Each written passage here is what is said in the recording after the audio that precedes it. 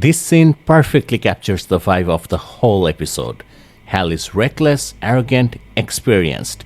John is controlled, respectful, and clearly skeptical of everything Hal does.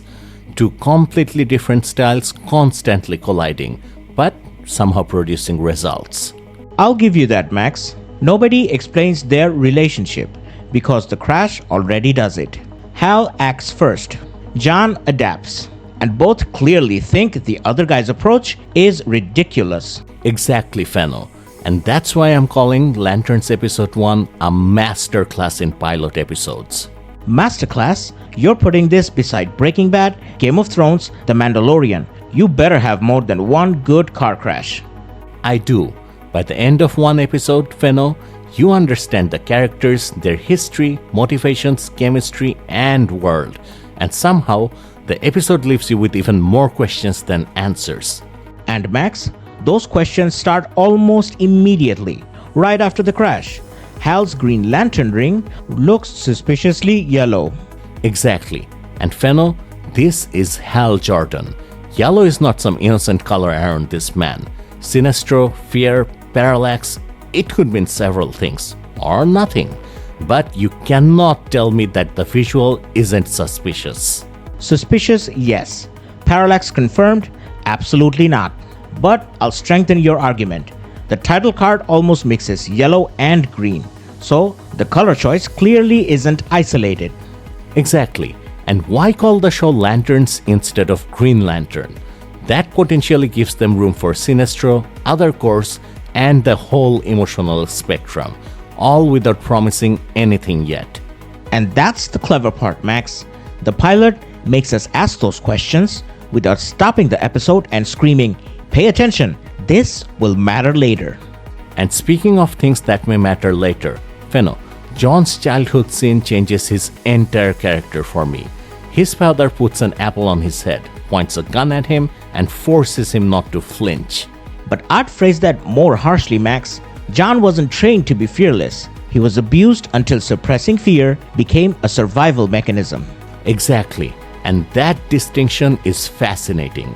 Green Lanterns are supposed to overcome great fear, but John may never have learned to process fear normally in the first place. Which means the thing making him an almost perfect lantern candidate could also be serious psychological damage. He doesn't necessarily conquer fear, he may have been conditioned to bury it.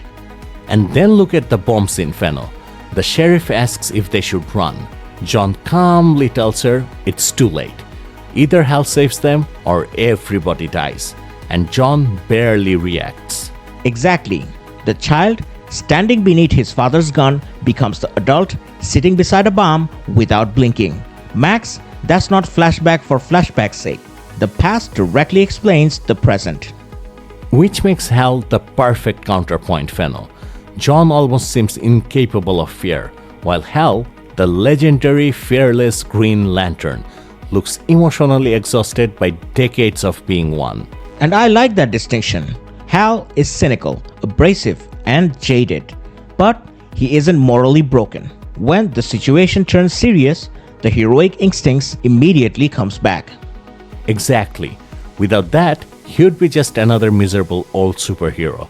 Instead, he is still recognizably Hal Jordan, reckless, cocky, difficult as hell, but ultimately someone who will do the right thing. I'd put it this way, Max. His personality has taken 30 years of damage. His moral compass hasn't. And that's what makes the sheriff's breakdown of him so brutal, Fennel. She basically tells Hal that maybe he avoids attachment because deep down he's terrified of losing people. Exactly. And for a guy whose entire identity is built around overcoming fear, that's devastating.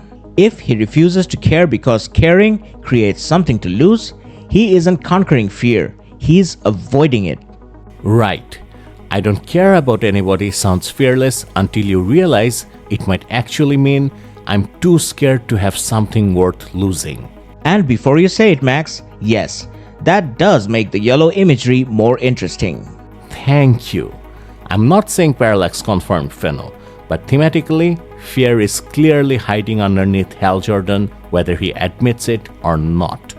That version I'll accept. Yellow can symbolize what Hal is becoming emotionally long before it ever means sinestro or parallax literally.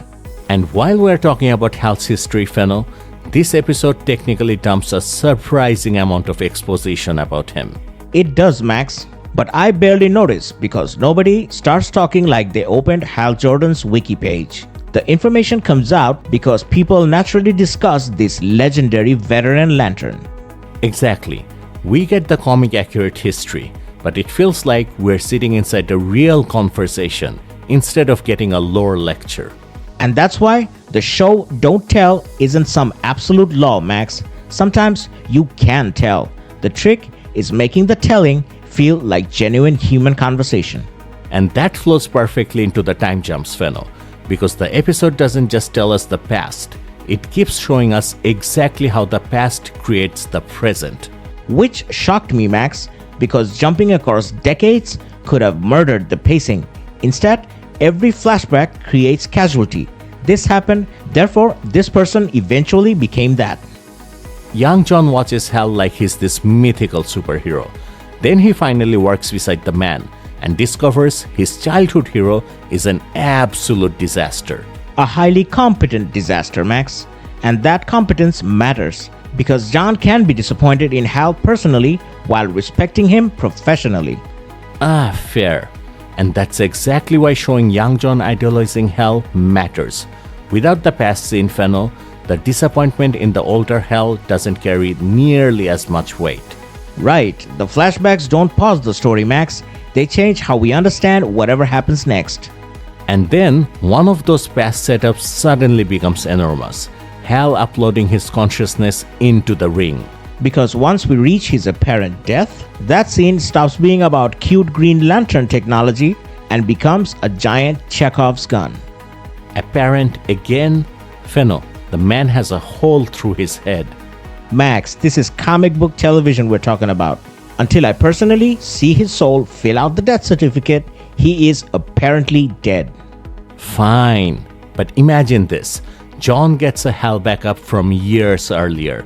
A younger Hal who hasn't become jaded and maybe doesn't even remember the relationship they eventually built. And that's genuinely fascinating. John could know Hal better than this version of Hal knows John. Every conversation then becomes emotionally backwards. Or Hal made a newer upload off-screen. Or the Guardians eventually restored him from the backup. Either way, Fennel, the pilot establishes the mechanism before we know why we need it. Exactly, and that's the part I care about, more than the inevitable hologram joke. Haha, you remembered the name. Against my will, might I add. And since you brought up bad jokes, Fennel, the actual show handles humor much better than I do. It's mature, subtle, and it actually trusts you to understand what's funny. Exactly, Max. The punchline isn't spelled out. Hal says something ridiculous. John reacts, and you have to read the tone, context, relationship to actually get the joke. Which is rare now. A lot of superhero comedy is terrified you'll miss the joke, so it repeats it, explains it, then gives you another reaction telling you when to laugh. And Lanterns does the opposite. Sometimes the joke only works because you've been paying attention to who Hal and John are. The humor rewards you for understanding the characters. Exactly. You sometimes have to think for half a second, interpret what just happened, and then the joke clicks. That makes the punchline more satisfying. And because the comedy comes from personality, ego, awkwardness, and irritation, Max, it never breaks the tone. Even the jokes are doing character work. Which is why the bar scene works so well, Fennel. Hal starts deliberately picking a fight, and John figures out almost instantly what this idiot is doing. Because they need access to the alien prisoner, Max. John realizes Hal's actual plan is to get arrested, and nobody has to whisper that strategy to him. Exactly. You don't need dialogue saying, "We know each other really well." Show me John anticipating Hal's strategy before Hal explains it. And that's the chemistry, Max. John doesn't always approve of Hal's methods, but he understands the logic behind Hal's chaos. And that carries straight into the interrogation, Fennel. John clearly has concerns, but when the sheriff questions Hal, John backs him. Which matters, Max. because respect doesn't mean agreement. John knows Hal can be reckless and still trusts that decades of experience means something. Exactly. John could easily have been written as the younger hero constantly humiliating the washed-up veteran. Instead, he challenges Hal without pretending Hal has nothing left to teach him. And Hal's version of respect, Max, is throwing John into the deep end and forcing him to solve problems himself. Textbook tough love, Fenno. Hal doesn't give John the answer. He gives him the problem. You say tough love, I say borderline irresponsible mentoring. Did John solve the problem? That is such a Hal Jordan answer, Max, that I'm actually worried about you. But Fenno, John clearly isn't completely comfortable being a lantern either. Around normal humans, he's relaxed and friendly. Ask why he isn't wearing the uniform, and suddenly the walls come up. Yeah, that reaction is way too specific to be meaningless. Something either happened between John and the Corps, or between John and his own idea of what being Green Lantern means. And by 2026, he feels noticeably more guarded, Fenno.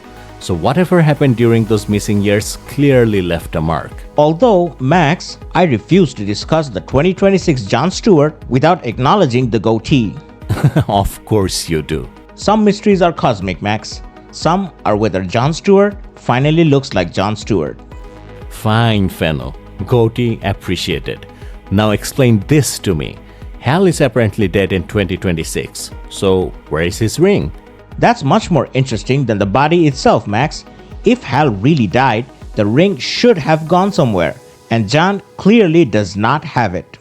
Exactly. So stolen, taken by the Corps, Hal deliberately sent it away, it chose someone else?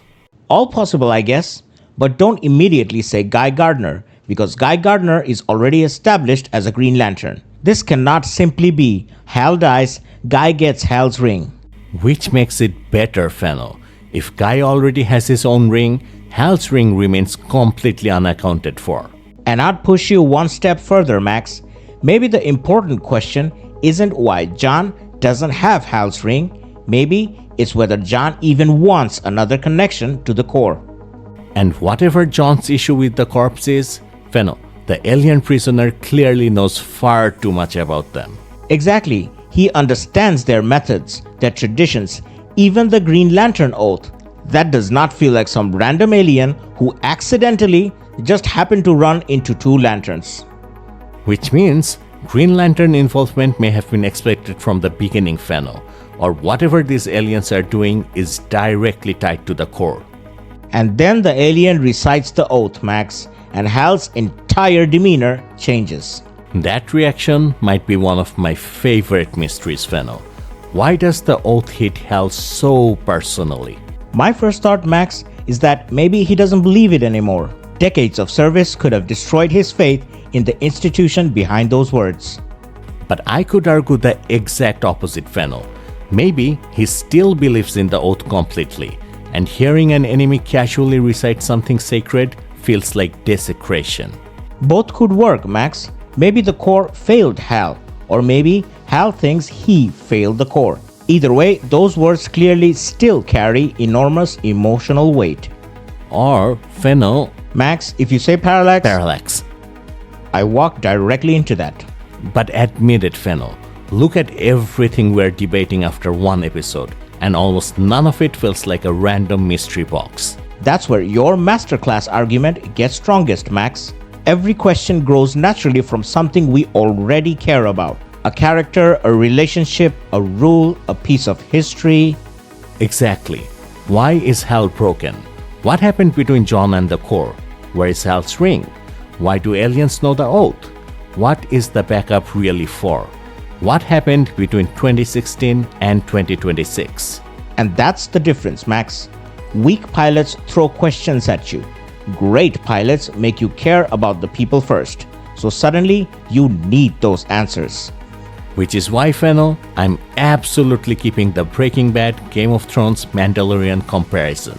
Then make it properly, Max, because Lanterns obviously isn't the same kind of show as any of them. It doesn't need to be. Breaking Bad establishes Walter's transformation. Game of Thrones establishes its family, politics, conflicts, and hidden threat. The Mandalorian gives you a straightforward bounty hunter story, then the child completely reframes the emotional engine. And your argument is that Lanterns does the same structural job. On the surface, veteran Lantern trains younger Lantern while investigating an alien incident. Exactly. Underneath that funnel, you've already got fear, legacy, trauma, mentorship, the core, missing rings, alien conspiracies, Hal's death, and 10 years of unexplained history. And I'll admit, Max, getting all of that into one premiere without making it feel like 3 episodes stitched together is impressive. And the soundtrack helps enormously, Fennel. That lonely Western noir tone gives all those different threads one consistent identity. Exactly. The music never starts screaming, superhero moment, every time a ring appears. It keeps the show grounded without acting embarrassed that it's Green Lantern. And that balance carries into comic accuracy. They aren't recreating panels for applause, but Hal still feels like Hal, and John still feels like John. Hal is cocky, reckless, impossible. John is disciplined, tactical, controlled. Max, that's the kind of fidelity that matters.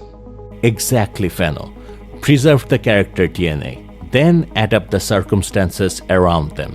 And that's why the changes don't bother me, Max. The characters remain recognizable even when the story around them is new.